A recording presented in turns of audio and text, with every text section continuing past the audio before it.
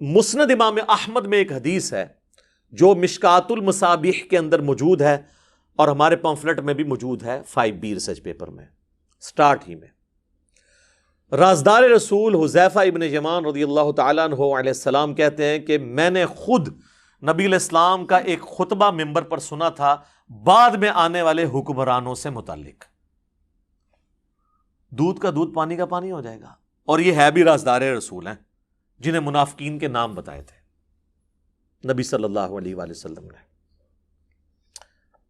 تو حذیفہ ابن یمان کہتے ہیں کہ نبی علیہ السلام نے فرمایا کہ اللہ تعالیٰ جب تک چاہے گا تم میں نبوت باقی رہے گی، یعنی میرا وجود، اور پھر جب اللہ چاہے گا مجھے اٹھا لے گا، اور پھر میرے بعد خلافت علی منہاج النبوہ قائم ہوگی اور وہ بھی باقی رہے گی جب تک اللہ چاہے گا، پھر اللہ اس کو بھی اٹھا لے گا.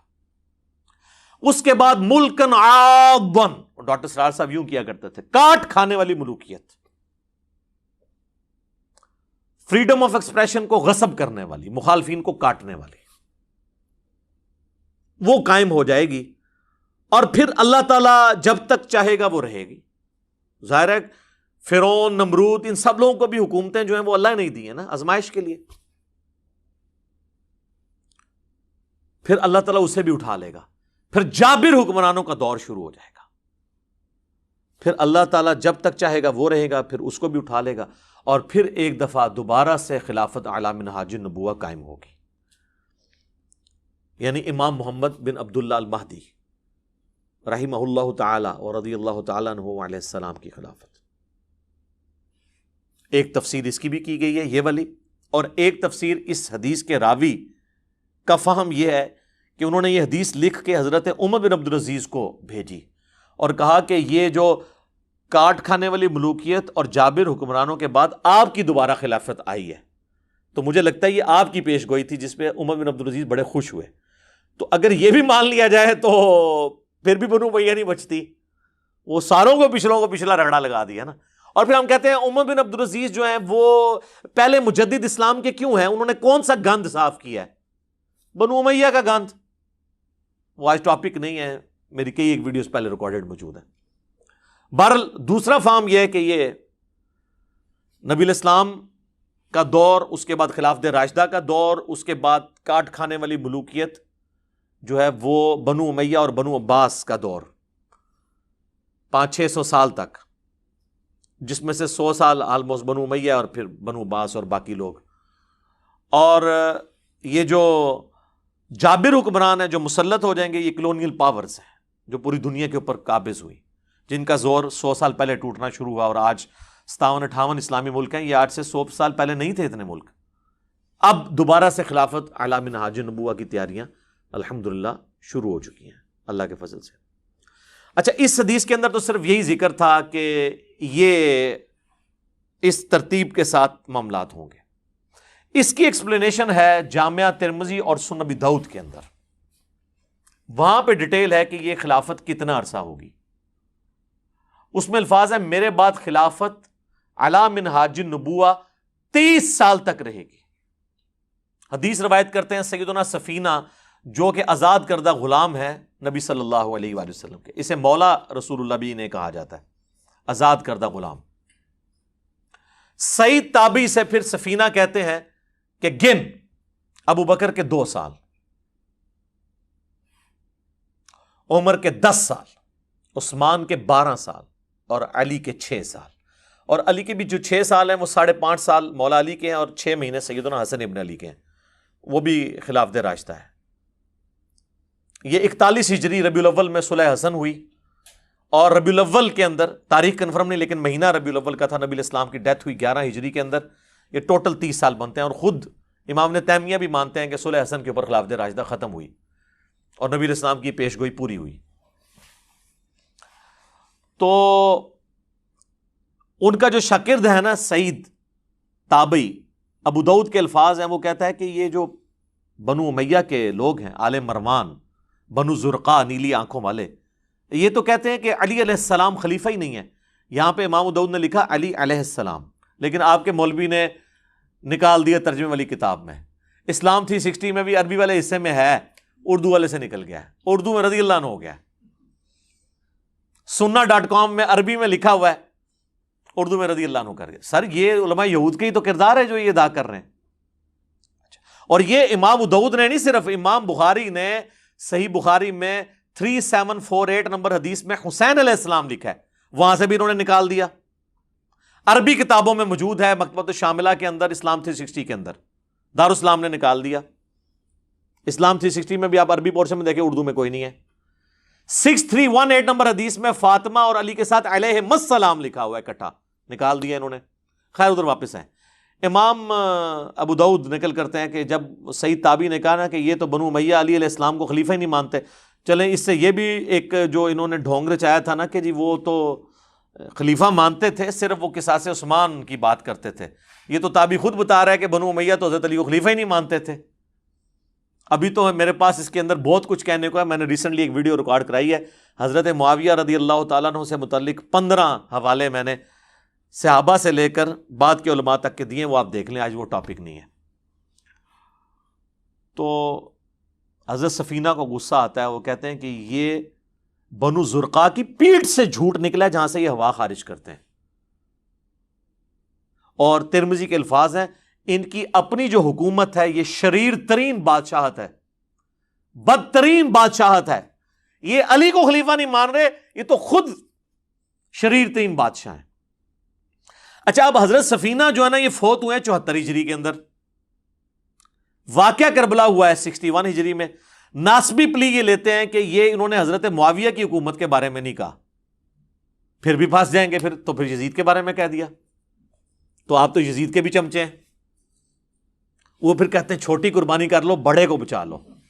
لیکن سر نہیں, بڑے نے اگر کوئی کام ڈالا ہے تو وہ کیسے بچے گا؟ یہ حدیث صرف ترمذی ابو داؤد کے اندر موجود نہیں ہے, یہ حدیث میرے بھائی مسند ابی داؤد الطیالسی کے اندر بھی موجود ہے.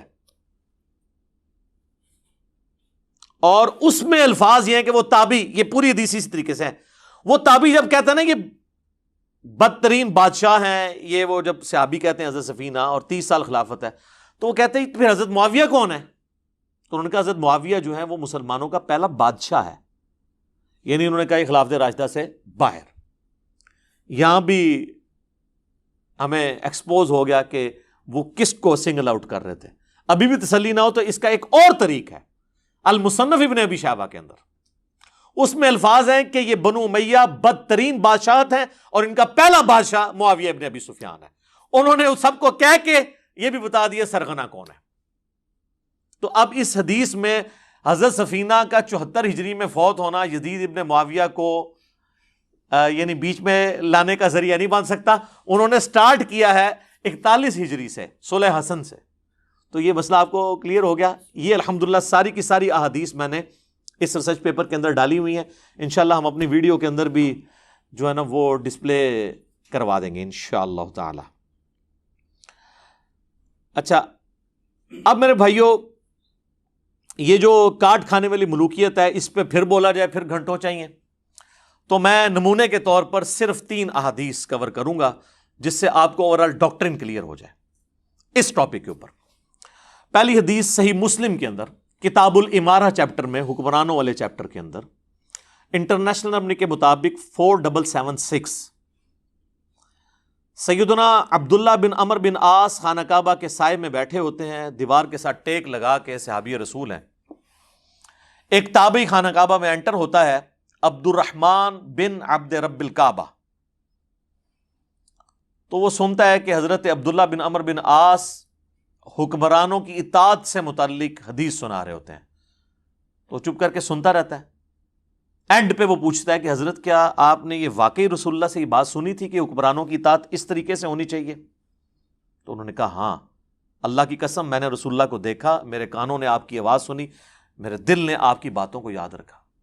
تو انہوں نے کہا اگر یہی بات ہے تو آپ کے چچا کا لڑکا معاویہ بن ابی سفیان, یہ چچا زاد لگتے تھے نا آپس میں, عمرو بن عاص کے بیٹے ہیں نا,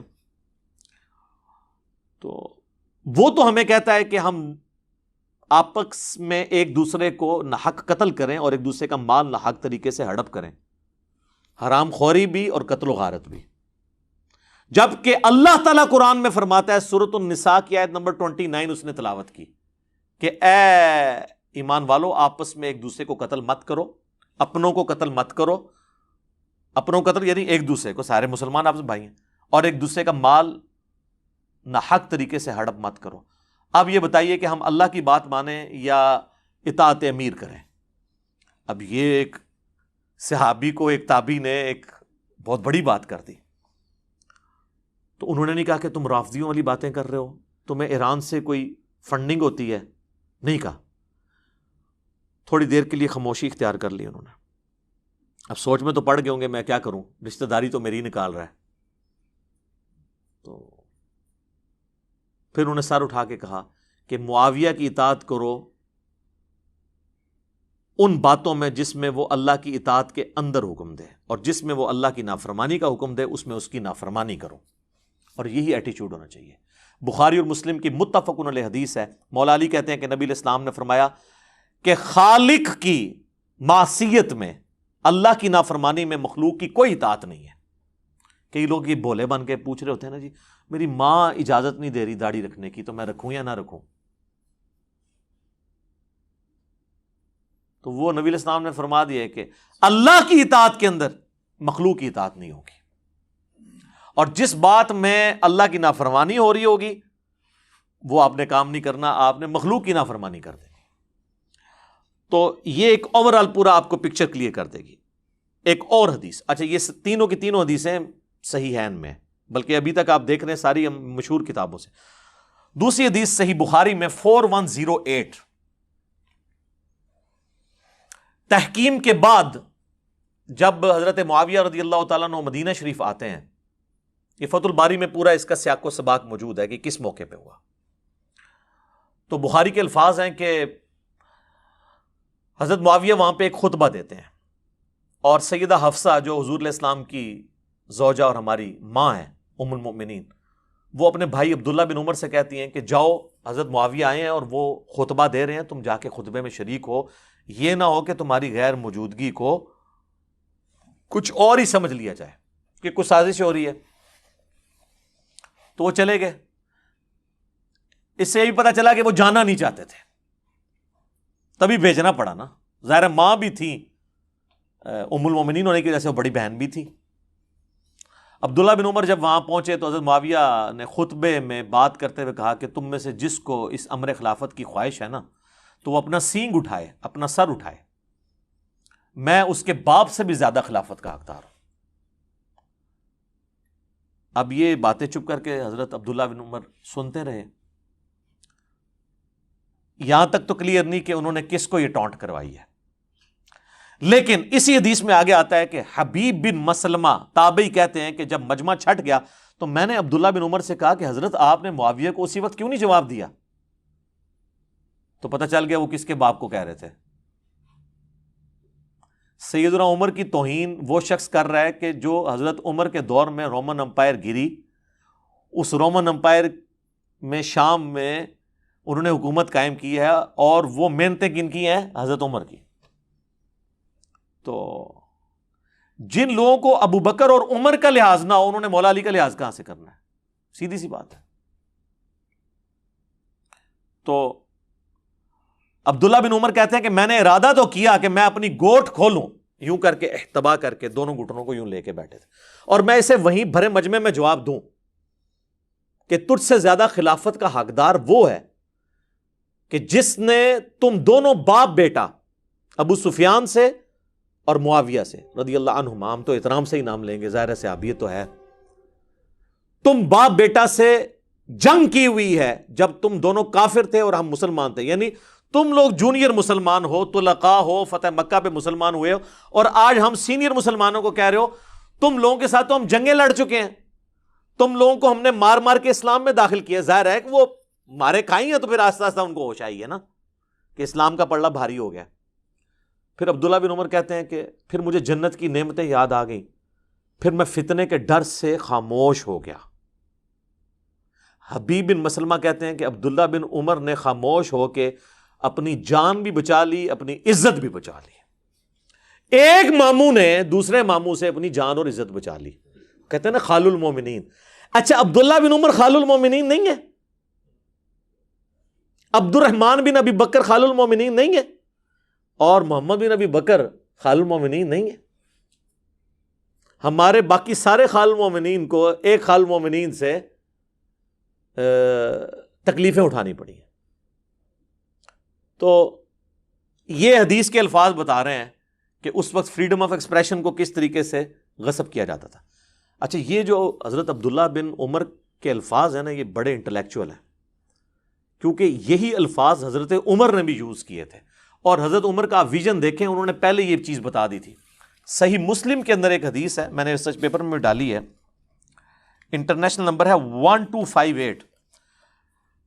حضرت عمر نے اپنی شہادت سے کچھ عرصہ پہلے جمعے کا خطبہ دیا اور انہوں نے رسول اللہ کا ذکر کیا، پھر حضرت ابوبکر کا ذکر خیر کیا، اور پھر فرمایا کہ میں نے خواب دیکھا ہے کہ مجھے ایک مرغے نے 3 ٹھونگے ماری ہیں، اور میں اس کی تعبیر یہ کرتا ہوں کہ ان قریب مجھے قتل کر دیا جائے گا. اچھا انہوں نے کہا کہ بعض لوگ مجھے مشورہ دے رہے ہیں کہ میں اپنا کسی کو جانشین مقرر کر دوں، لیکن میرا کوئی ایسا ارادہ نہیں ہے، اللہ اپنے دین کو برباد نہیں ہونے دے گا. پھر انہوں نے کہا کہ اگر میری موت جلدی واقع ہو گئی حادثاتی طور پر، تو میری طرف سے یہ حکم ہے کہ خلافت کا فیصلہ صرف ان 6 لوگوں میں طے ہوگا جن سے رسول اللہ اپنی وفات تک راضی رہے. اور بخاری میں الفاظ ہیں 3700 نمبر حدیث میں کہ خلافت کا معاملہ ان 6 بندوں سے باہر نہیں آنا. بخاری میں پھر نام بھی حضرت عمر نے لیے اور فرمایا علی، عثمان، طلحہ، زبیر، عبد الرحمن بن عوف اور سعد ابن ابی وقاص. ویسے ایک اور بندہ بھی تھا 7واں، چونکہ وہ ان کا بہنوئی تھا، سعید ابن زید. وہ سب و شتم کی حدیثیں اشرا مبشرہ والا یاد آیا جائے، سعید ابن زید. ان کا نام اس لیے نہیں لیا کہ وہ رشتہ دار تھے، ان کو چھوڑ دیا اور کہا میرے بیٹے عبداللہ بن عمر کو مشورے میں تم شامل کر سکتے ہو، لیکن اسے خلیفہ نہ چننا. ان 6 بندوں میں سے کسی کو چننا جن سے رسول اللہ اپنی وفات تک راضی رہے. تو آج ہم ہوتے تو ہم پوچھتے کہ پھر ہمیں وہ بھی بتا دیں جن سے حضور وفات کے وقت ناراض تھے. آپ کو تو کہنا چاہیے سب سے ہی راضی رہے. یہ کہتے ہیں نا سر ہر چیز میں اشارے موجود ہیں. ابھی تو یہ بات ختم نہیں ہوئی. پھر حضرت عمر کہتے ہیں، مسلم کے الفاظ ہیں کہ اگر تم دیکھو کہ ان 6 لوگوں کی خلافت میں کوئی تام کر رہا ہے تو سمجھ لینا کہ یہ وہی لوگ ہیں کہ جن کو میں نے اسلام کی خاطر اپنے ہاتھوں سے مارا ہے، اور یہ اسلام کے دشمن اور کافر ہیں. یہ الفاظ ہیں. ادھر عبداللہ بن عمر نے کہا نا کہ تمہیں تو ہم نے مار مار کے مسلمان کیا ہے، اور یہاں حضرت انہوں نے اپنے باپ کے الفاظ ریپیٹ کیے. تو عبداللہ بن عمر نے اپنے باپ کے مشن کو ہی آگے لے کر چلے، لیکن وہ سامنے نہیں بات کی، بعد میں کی. ظاہر ہے پھر سر حسین ابن علی اور ابن عمر میں تو فرق ہوگا نا. ان کی نیچر جو ہے وہ ذرا پیسیو تھی، ان کی ایکٹیو تھی، ایکسٹروورٹ تھے. تیسری حدیث بھی صحیح بخاری میں ہے 4827. اور سر یہ آپ کو میں یعنی to cut the story short, میں یعنی امیر شام کے دور کے اندر آپ کو 2 مثالیں پیش کی. اب ان کے بالکل دور اینڈ ہونے والا ہے، چونکہ میں نے تو آنا ہے ان کے صاحبزادے کی طرف، لیکن یہ تو ناانصافی ہے کہ صاحبزادے کے پیچھے باقیوں کو چھپا دیا جائے. یہ کام تو ہم نہیں کر سکتے. 4827 نمبر حدیث ہے صحیح بخاری کے اندر، اور یہ حدیث المستدرک للحاکم میں بھی موجود ہے. یہ حدیث سنن نسائی الکبریٰ کے اندر بھی موجود ہے، اور یہ حدیث تفسیر ابن کثیر کے اندر سورۃ الاحقاف پارہ نمبر 26 کی آیت نمبر 17 نمبر کی آیت کے کانٹیکسٹ میں اس کے سارے طرق جمع ہیں مختلف کتابوں سے. اور فتح الباری میں بھی ابن حجر اسقلانی نے صحیح بخاری 4827 نمبر کے انڈر وہ سارے کے سارے طرق جمع کیے ہیں جو میں اب بیان کرنے لگوں. پہلے صرف میں بخاری کے الفاظ بتاتا ہوں، پھر باقی کتابوں کے بھی. بخاری کے الفاظ ہیں کہ مروان بن حکم جو کہ حضرت معاویہ کی طرف سے رضی اللہ تعالیٰ عنہ گورنر تھا حجاز کا، اس نے مسجد نبوی میں خطبہ دیتے ہوئے حضرت معاویہ کے بیٹے یزید کا ذکر خیر کرنا شروع کر دیا. اور اس میں حدیث کے الفاظ ہیں تاکہ حضرت معاویہ کے بعد اس کی بیعت پہ لوگوں کو آمادہ کیا جائے. وہی جو ہمارے حکمران بھی کرتے ہیں امت کے وسیع تر مفاد میں، میرے عزیز ہم وطنوں، وہ ساری باتیں وہی والی. اور انہوں نے کہا کہ بھئی اللہ تعالیٰ نے ہمارے امیر المومنین کو یہ بات سجھائی ہے، وہ چاہتے ہیں کہ اپنے بعد اپنے بیٹے کو خلیفہ نامزد کر دیں. تو بخاری کے الفاظ ہیں وہاں پہ عبد الرحمن بن ابی بکر، حضرت ابوبکر صدیق کے بیٹے کھڑے ہوئے، اور یہ وہ بیٹا ہے جو حضرت عائشہ کا سگا بھائی ہے اس اعتبار سے کہ باپ اور ماں بھی کامن ہے. اور امام بخاری ذرا شریف النفس آدمی تھے، انہوں نے صرف اتنا لکھا کہ عبد الرحمن بن ابی بکر کھڑا ہوا اور انہوں نے کچھ کہہ دیا. وہ کیا کہا وہ ہم آپ کو بعد میں بتاتے ہیں. آگے بخاری کے الفاظ چلتے ہیں کہ مروان بن حکم نے کہا پکڑو اس کو. تو پتہ چل گیا کوئی چوبے والی بات کی. تو حضرت عبد الرحمن بن ابی بکر جو ہے وہ چونکہ مسجد نبوی میں بیٹھے ہوئے تھے، فوراً سے حجرہ عائشہ میں داخل ہو گئے اپنی بہن کے پاس. تو اب ظاہر ہے کہ سیدہ عائشہ کی تو کوئی تو اس طریقے سے نہیں کر سکتا تھا. تو اس کا غصہ نہیں ٹھنڈا ہوا. مروان بن حکم نے باہر سے ہی کہا کہ او ابو بکر کے بیٹے، وہ تیرے بارے میں قرآن میں آیت نازل ہوئی ہے سورہ الاحقاف کی آیت نمبر 17 کہ یہ کہتا ہے کہ میرے ماں باپ مجھے کہتے ہیں کہ مرنے کے بعد زندہ کیا جائے گا، اللہ کے حضور پیش ہونا ہے. تو یہ تو اگلے لوگوں کی سٹوریاں ہیں. ابو بکر کے بیٹے تو ہی ہے، یہ تو ہی وہ کافر ہے جس کے بارے میں یہ آیت نازل ہوئی. نعوذ باللہ. اسی لیے سورہ احقاف کی تفسیر میں ابن کثیر کو یہ حدیث لانی پڑی ہے، اور امام بخاری نے بھی سورہ احقاف کی تفسیر والا جو چیپٹر ہے نا اس کے اندر یہ حدیث لی ہے. یہ کہتے ہیں شان نزول بتائیں. اے لو لبو ہوں شان نزول، شان نزول کا تمہیں بڑا شوق ہے نا، آگے پیچھے سیاق و سباق بھی بتائیں، سلف کا فام بھی بتائیں، فام لے لو سارے. تو بخاری کے الفاظ ہیں حضرت عائشہ کو غصہ آیا، انہوں نے اندر سے کہا کہ آل ابی بکر کے بارے میں کوئی آیت قرآن کی نازل نہیں ہوئی ہے سوائے جو میری برات میں سورۃ النور نازل ہوئی جب ان کے اوپر جھوٹی تہمت لگائی گئی. بخاری کی حدیث ختم. لیکن یہ حدیث المستدرک للحاکم میں، سنن نسائی الکبریٰ کے اندر، طبرانی کے اندر، اور فتح الباری میں شرح میں یہ ساری ابن حجر نے جمع کی. اور سب سے بڑھ کر آپ ہر بندے کے پاس تفسیر ابن کثیر سافٹ کاپی آپ ڈاؤن لوڈ کر لیں، موجود ہے. سورہ احقاف پارہ نمبر 26 آیت نمبر 17 کی تفسیر میں انہوں نے سارے ترک ایک جگہ جمع کر دیے، کوئی آپ کو ڈھونڈنے نہیں پڑنے. تو اب آپ فیلنگ دا بلینک سنیں. وہ جو ہے نا کہ مروان نے جو خطبہ دیا تو اس خطبے میں یہ بھی الفاظ تھے کہ ہمارا امیر المومنین اپنے بیٹے کو بنانا چاہتا ہے، تو ابو بکر نے بھی تو عمر کو بنایا ہی تھا نا. تو حضرت عمر کو ابو بکر کے بیٹے تھے، تو پھر ظاہر ہے کہ ابو بکر کے بیٹے کو تو غصہ آنا تھا نا کہ نام تو میرے باپ کا لے رہا ہے اور مثال کتنی غلط فٹ کر رہا ہے. تو وہ کھڑے ہو گئے. امام بخاری نے کہا کچھ کہا، باقی کتابوں میں پھر ان حدیث کی کتابوں میں آتا ہے، حاکم میں، سنن نسائی الکبریٰ میں، کہ انہوں نے کھڑے ہو کر کہا کہ سیدھا سیدھا کہا کہ تیرا امیر المومنین کیسر و کسرا، رومنز اور پرشین امپائر کے جو بادشاہ اور شہنشاہ تھے نا، وہ ملوکیت ان کے طریقے پہ چلنا چاہتا ہے، ابو بکر عمر کے طریقے پہ نہیں. ورنہ تو ابو بکر کا طریقہ یہی والا تھا تو پھر عبد الرحمن بن ابی بکر بیٹھا ہوتا نا خلافت کے اوپر، اور حضرت عمر کا طریقہ ہوتا تو عبداللہ بن عمر بیٹھا ہوتا رضی اللہ عنہم اجمعین وعلیہم السلام اجمعین. تو اس پہ انہوں نے کہا پکڑو اس کو. اور پھر آگے آتا ہے کہ حضرت عائشہ نے حجرے سے کہا اسکت، خاموش ہو جا. اور وہ جو بخاری کے الفاظ ہیں کہ جی آل ابی بکر کے بارے میں سورہ نور کی آیات نازل ہوئی ہیں. آگے ان کتابوں میں ملتا ہے کہ حضرت پھر عائشہ کا غصہ نہیں ٹھنڈا، انہوں نے کہا ہاں تیرے بارے میں نبی علیہ السلام نے فرمایا تھا جب تو اپنے باپ کی پشت میں تھا کہ حکم پر لعنت، اس کی اولاد پر لعنت. تو اسی حکم کا بیٹا ہے نا مروان بن حکم، تو اسی لعنت کا ٹکڑا ہے اپنے باپ کی. تم باپ بیٹا پہ تو رسول اللہ نے لعنت کی ہوئی ہے. اور ان کو مدینہ بدر کر دیا تھا نبی علیہ السلام نے. حضرت عثمان کے رشتہ دار تھے، پورا زور لگایا، حضرت ابوبکر نہیں مانے، حضرت عمر نہیں مانے. پھر جب حضرت عثمان خلیفہ بنے تو انہوں نے حسن سلوک کی وجہ سے ان کو لے آئے، اور پھر یہی باپ بیٹا گاٹے فٹ ہو گئے. حضرت عثمان کی شہادت کا سبب یہی مروان بنا ہے. پھر حتیٰ کہ انہوں نے اپنی بیٹی کا رشتہ بھی کر دیا، اور اس پہ ترا وہ فدق بھی اس کے حوالے کر دیا. دیکھیں نا جی، وہ پھر ایشوز تو پھر آگے ملٹی پلائی ہوتے ہیں نا.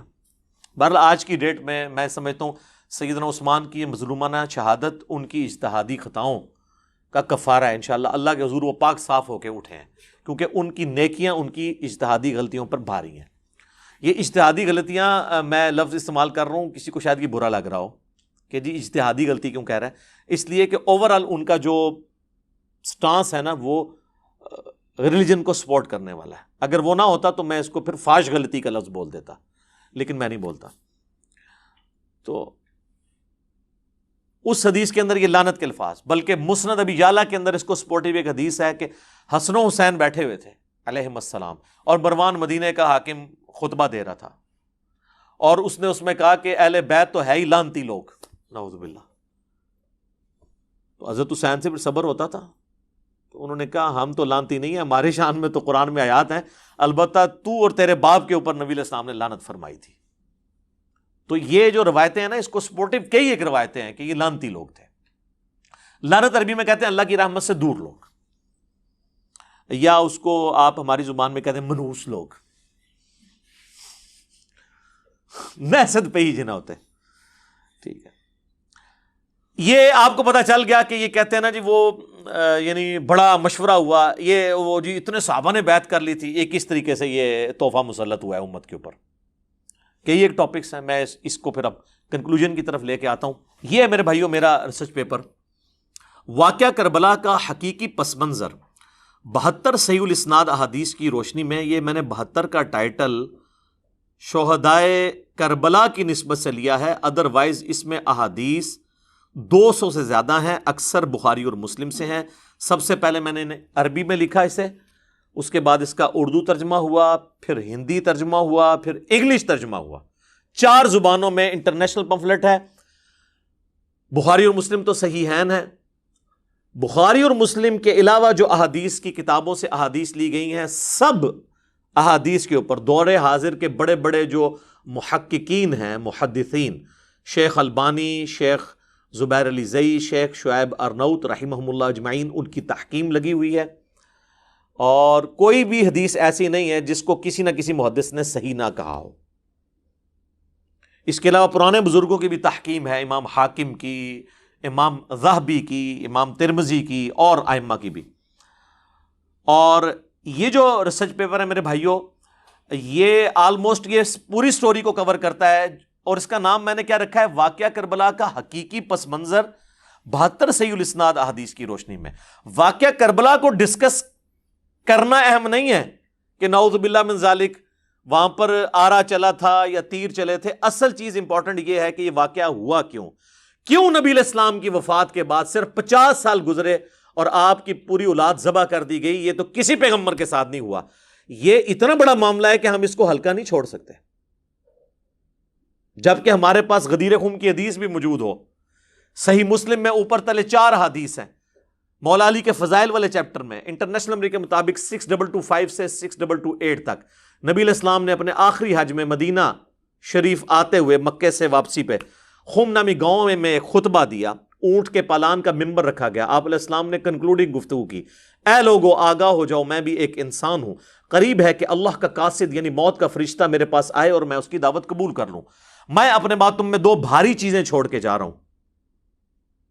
ان میں سے پہلی چیز اللہ کی کتاب ہے، اس میں ہدایت ہے، اس میں نور ہے. تم اللہ کی کتاب کو پکڑو، اپنا تعلق اس کتاب کے ساتھ مضبوط کرو. اللہ کی کتاب اللہ کی رسی ہے، جو اسے پکڑے گا وہ ہدایت پہ ہوگا، جو اسے چھوڑ دے گا وہ گمراہ ہو جائے گا. پھر زید ابن ارقم کہتے ہیں کہ نبی علیہ السلام ہمیں ترغیب دلاتے رہے، اللہ کی کتاب، اللہ کی کتاب، اللہ کی کتاب. اور پھر فرمایا کہ دوسری بھاری چیز میرے اہل بیت ہیں، میں اپنے اہل بیت کے معاملے میں تمہیں اللہ کا خوف دلاتا ہوں. اور اس جملے کو آپ نے 3 دفعہ ریپیٹ کیا. لیکن امت نے بالکل الٹ کیا، نہ قرآن کو پکڑا اور نہ اہل بیت کو زندہ چھوڑا. تو یہ ایک بہت تلخ چیز ہے. اور نبی علیہ السلام ہمیں غدیر قوم کے اوپر وصیت کر کے گئے، اور یہ پلیٹ فارم اللہ کے فضل سے قرآن کی توحید پہ کھڑا ہے، اور اہل بیت کے دفاع پر یہ پلیٹ فارم غدیر قوم پہ ہے. الحمدللہ. غدیر قوم کی حدیث تو بہت کم ہی بیان ہوتی تھی، اور کئی مکتب فکر کے لوگوں کو تو اس حدیث کا پتہ ہی نہیں تھا. ان کو وہ ایک روایت جو ضرب تقسیم لگا کے حسن درجے تک پہنچتی ہے، المستدرک للحاکم کی، الموطا امام مالک میں بھی ہے لیکن وہاں تو اس کی سند ہی چھوٹی ہوئی ہے. امام مالک نے بغیر واسطے کے روایت بیان کی ہے. پوری سند اس کی المستدرک للحاکم کے اندر ہے، کتاب العلم چیپٹر کے اندر 318 نمبر 18 وہ حجۃ الوداع کا خطبہ ہے کہ 2 چیزیں چھوڑ کے جا رہا ہوں، اللہ کی کتاب اور اس کے نبی کی سنت، اسے مضبوطی سے پکڑ لو گے کبھی گمراہ نہیں ہوگے۔ اور مسلم شریف میں جو حجۃ الوداع کا خطبہ ہے نا، انٹرنیشنل نمبر کے مطابق 2950، اس میں سنت کا ذکر نہیں، صرف کتاب اللہ کا ذکر ہے۔ سنت کو ماننا، کتاب اللہ کو ماننا اس کے اندر امپلائڈ ہے، کیونکہ قرآن ہی نے ہمیں سنت کی طرف رہنمائی کی ہے نا، من یطیع الرسول فقد اطاع اللہ، جس نے رسول اللہ کی اطاعت کی اس نے اللہ کی اطاعت کی، صلی اللہ علیہ وآلہ وسلم۔ صلاۃ بر محمد وآل محمد، اللہم صلی علی محمد وعلی آل محمد وبارک وسلم واصحابہ اجمعین الی یوم الدین، آمین۔ تو یہ میرے بھائیوں ریسرچ پیپر میں نے جو لکھا، اس ریسرچ پیپر میں نے کربلا کی پوری ہسٹری، وہ جو 6 ٹاپک ہیں وہ کور کیے ہیں۔ میں ان کی ہیڈنگ صرف آپ کو بتا دیتا ہوں۔ پہلا ٹاپک ہے منہج نبوی پر قائم خلافت راشدہ کی صحیح مدت کتنی تھی اور خلافت راشدہ کے حقیقی اہل خلفائے راشدین کون تھے۔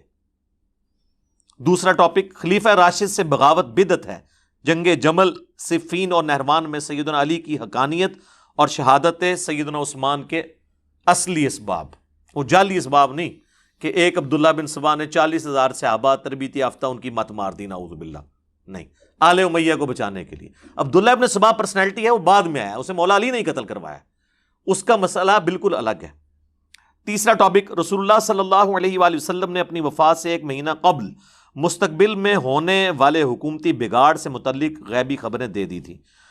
چوتھا ٹاپک چوتھے خلیفہ راشد سیدنا علی رضی اللہ تعالیٰ عنہ علیہ السلام کے فضائل کا بیان اور ان پر ممبروں سے لعنت کرنے کی بدعت کب اور کس نے ایجاد کی۔ پانچواں ٹاپک حضرت معاویہ رضی اللہ تعالیٰ عنہ کو حکومت مل جانے کے بعد سے بتدریج امت پر کیسی ملوکیت مسلط ہوئی اور اس کا بھیانک نتیجہ کیا نکلا۔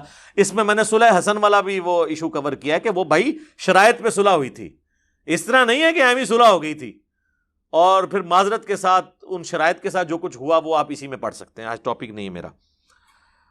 اور چھٹا ٹاپک سیدنا حسین رضی اللہ تعالی عنہ علیہ السلام کے فضائل کا بیان اور یزید ابن معاویہ کی ملوکیت میں اس کے گورنر عبید اللہ ابن زیاد کے ذریعے مظلومانہ شہادت۔ یہ 6 ٹاپک میں نے کور کیے ہیں۔ یہ ریسرچ پیپر آپ مفت ڈاؤن لوڈ کریں، عربی میں، اردو میں، انگلش میں، ہندی میں، ہماری ویب سائٹ ahlsunnatpak.com سے۔ ہارڈ کاپی آپ اس کی بالکل فری منگوا سکتے ہیں، ڈاک کا صرف آپ نے خرچہ دینا ہے TCS کا 300 روپیہ۔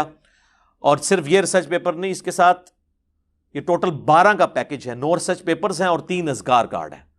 12 کا پیکج صرف 300 روپے میں، اور وہ بھی ڈاک کا خرچہ TCS کا، آپ کے گھر آ جائے گا صبح 9 سے لے کر شام 5 بجے تک۔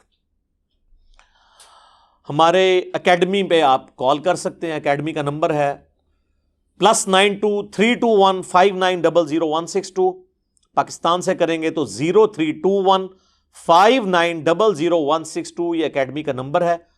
اور اس پہ واٹس ایپ اگرچہ ہے لیکن وہ انٹرٹین نہیں ہوتا، صرف کال کریں گے، نہ واٹس ایپ پہ میسج بھیجنا ہے، میسج بھی بھیجنا ہے تو آپ نے ٹیکسٹ میسج بھیجنا ہے۔ انشاءاللہ تعالیٰ یہ کربلا والا ریسرچ پیپر اور ساتھ اس کے مزید 8 ریسرچ پیپر، یہ 9 ہوئے، اور 3 اذکار کارڈ، یہ ٹوٹل 12 کا پیکج انشاءاللہ تعالیٰ آپ کے گھر ڈاک میں انشاءاللہ تعالیٰ ڈلیور کیا جائے گا انشاءاللہ تعالیٰ۔